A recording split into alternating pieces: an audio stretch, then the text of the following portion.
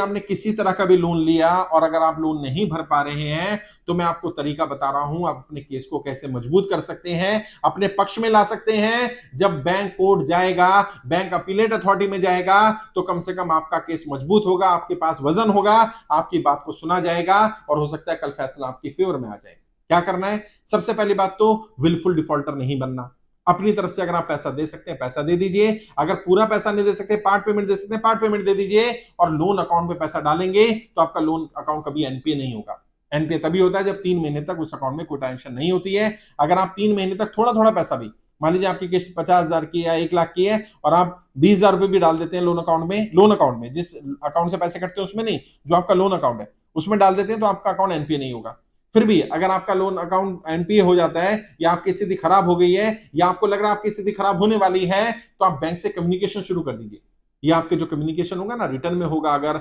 आपके पास लेटर होंगे, प्रूफ होंगे, यकीन मानिए बहुत मजबूत करेगा आपके पक्ष को। मान लीजिए नौकरी छूट गई है या छूटने वाली है, आपको टर्मिनेशन लेटर मिल गया है या आप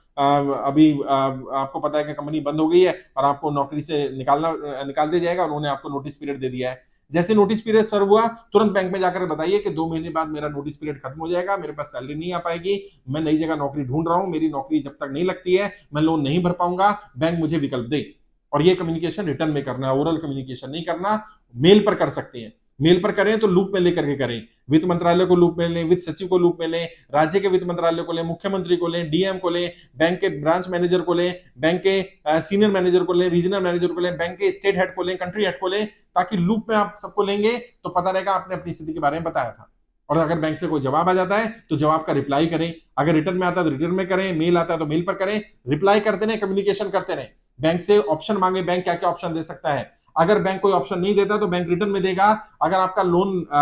व्यापार बंद हो जाने के कारण लोन नहीं भर पा रहे तो व्यापार कब बंद हुआ, क्या समस्या आई, कोई हादसा हो गया, आग लग गई, बाढ़ आ गई, तूफान आ गया, आपका व्यापार बंद हो गया, या कोई हादसा आपके साथ हो गया इसलिए आप कमाई नहीं कर पाए, जो भी रीजन है बैंक को कम्युनिकेट करते रहिए। बैंक अगर मना करता है फिर लेटर भेजिए। जब 3 4 5 लेटर आपके पास होंगे, आज नहीं तो कल बैंक आपको लीगल नोटिस देगा, और जब लीगल नोटिस देगा आप कोर्ट में जाएंगे, आपके वकील वो लेटर दिखाएगा, तो कोर्ट या जज उस बैंक के खिलाफ ही निर्णय लेगा कि जब व्यक्ति बता रहा था मेरा व्यापार बंद हो रहा है, जब व्यक्ति बता रहा था मेरे पास कमाई का साधन नहीं है, जब व्यक्ति बता रहा था मेरी नौकरी छूट गई है, मैं नोटिस पीरियड पर हूं, तब आपने इसको मदद क्यों नहीं की, उसका लोन रीस्ट्रक्चर क्यों नहीं किया, उसके लोन को रीफाइनेंस क्यों नहीं किया, उसको लीन पीरियड क्यों नहीं दिया, उसको मोनिटोरियम पीरियड क्यों नहीं दिया, उसको ऑप्शन क्यों नहीं बताई गई। जब व्यक्ति ऑप्शन पूछ रहा था कि मैं विलफुल डिफॉल्टर नहीं बनना चाहता, मैं पैसा देना चाहता हूं, बैंक मुझे विकल्प बताए, मैं क्या क्या विकल्प है मेरे पास, बैंक क्या क्या विकल्प दे सकता है। और अगर बैंक ने विकल्प नहीं दिया था तो उसमें आपकी गलती नहीं मानी जाएगी, ना आपको विलफुल डिफॉल्टर माना जाएगा,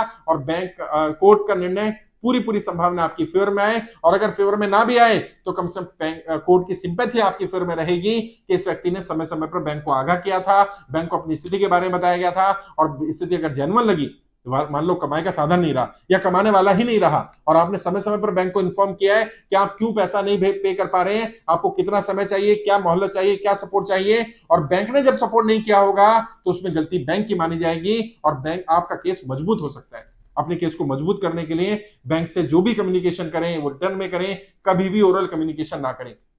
बैंक क्या करता है, बैंक नोटिस देता है, बैंक लेटर भेजता है, बैंक पागल नहीं है, बैंक अपना केस मजबूत कर रहा होता है। बैंक के पास बहुत सारे लेटर इकट्ठे होते रहते हैं और आप लेटर का जवाब फोन पर देते हो, आप कॉल आती है कॉल पर बात कर लेते हो, आपके पास कोई प्रूफ नहीं होता, और जब बैंक जाते हैं तो उनके पास इतनी मोटी फाइल होती है बैंक की कोर्ट में और आपके पास कुछ भी एक भी पेपर नहीं होता, आपका केस कमजोर हो जाता है। अपने केस को कमजोर मत होने दीजिए, अपने केस को मजबूत करिए। फिर भी कोई सपोर्ट चाहिए, कोई गाइडेंस चाहिए तो हमारी टीम से संपर्क करिए। अगर आपने कर्जा मुक्ति अभियान का फॉर्म नहीं भरा है, कर्जा मुक्ति अभियान का फॉर्म भरिए, और अपने लेटर में ये भी मेंशन करिए कि मैंने कर्जा मुक्ति अभियान के लिए फॉर्म भरा हुआ है, वित्त मंत्रालय मेरी फाइल गई है, पीएमओ मेरी फाइल गई है। जब तक वहां से कोई निर्णय नहीं आता, कम से कम तब तक बैंक समय दे दे, तब तक बैंक मेरी प्रॉपर्टी को कब्जा ना करे या मुझे कोई नोटिस ना दे।